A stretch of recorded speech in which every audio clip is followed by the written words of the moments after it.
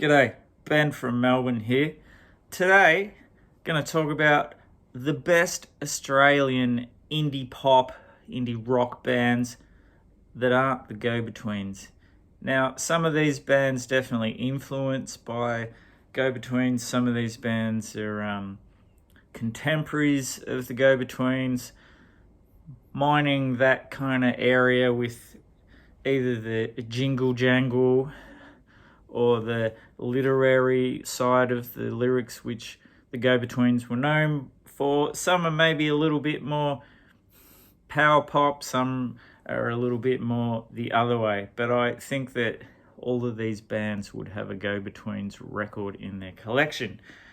Reason for this is late last year I got the Go-Betweens Part 3 box set. G is for Go-Betweens, and it's brilliant. Been listening to that a lot. That's the one which had Robert and Grant. Massive pause there. That was terrible. Anyway, we don't do editing on this show, so you're just going to have to sit and wait when you rewatch this, like you're waiting for me to say the next bit after all of this crap. Anyway, there was no Lindy or anyone else from the Go-Betweens in that period, but they still released 3 stunning records in my opinion. Let's get into it. First band, could be a little bit more fuzzy on the edges, but they definitely had that kind of like sound you can hear, like the jingle jangle, I guess I say, because the guitar stuff, like there's a lot of acoustic guitars in Go-Betweens and clean sounds when they use electric guitars.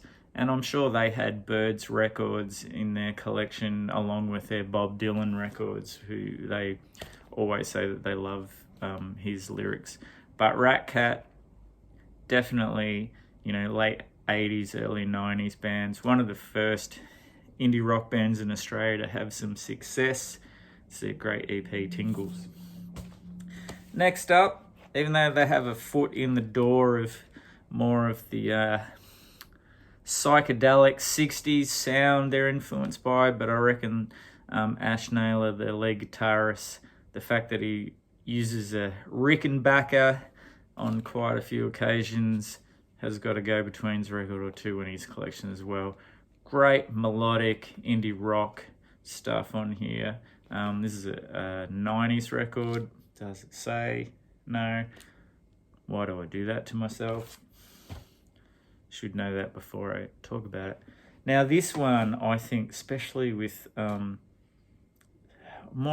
probably more melodic than the Go-Betweens ever got, but yeah, definitely influenced by that sound, and that's the wonderful Clouds with their brilliant record Penny Century. Sydney band, Jodie Phillips on lead vocals, just unbelievable, hooks galore, catchy as shit, and definitely some beautiful songs a la the Go-Betweens. Next up, a bit more quirky, but Go-Betweens could go in that direction as well.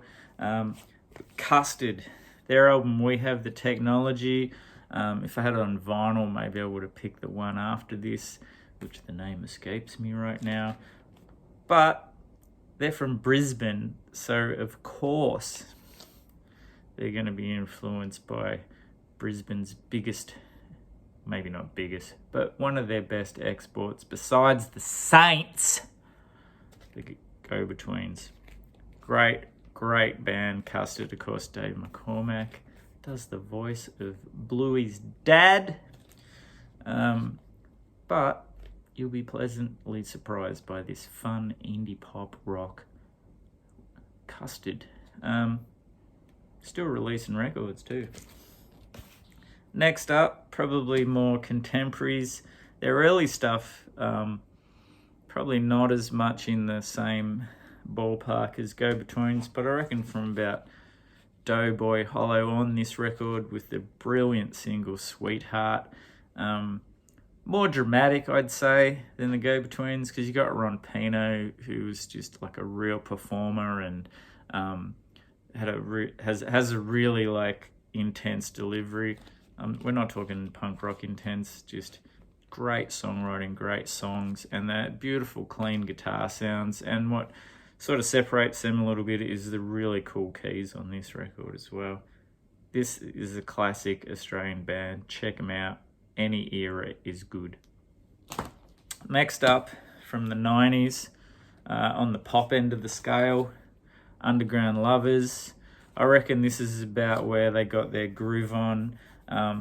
Probably more in line with the later 80s Go-Between records.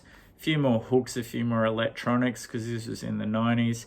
Different to what had been their previous stuff, which I reckon kind of had a shoegaze bent to it as well. You wouldn't call them strictly a shoegaze band. But on this one, yeah, this is where the hooks come in, the melodic vocals. Yeah, even with Philippa Niels, she sings one or two, I think, and does a lot of backup vocals, which is reminiscent of once the Go-Betweens had, oh, goddamn, what's her name, who played the violin and did heaps of backup vocals. Look it up. I'm not talking about them. I'm talking about the bands that were influenced by them. Jesus. Let's just have a sip. Lovely. Next, the Stems. Contemporaries from Perth. Unfortunately, never as successful as the Go-Betweens, and more power pop. But by this stage, on first sight, there's a lot more jangle in their sound.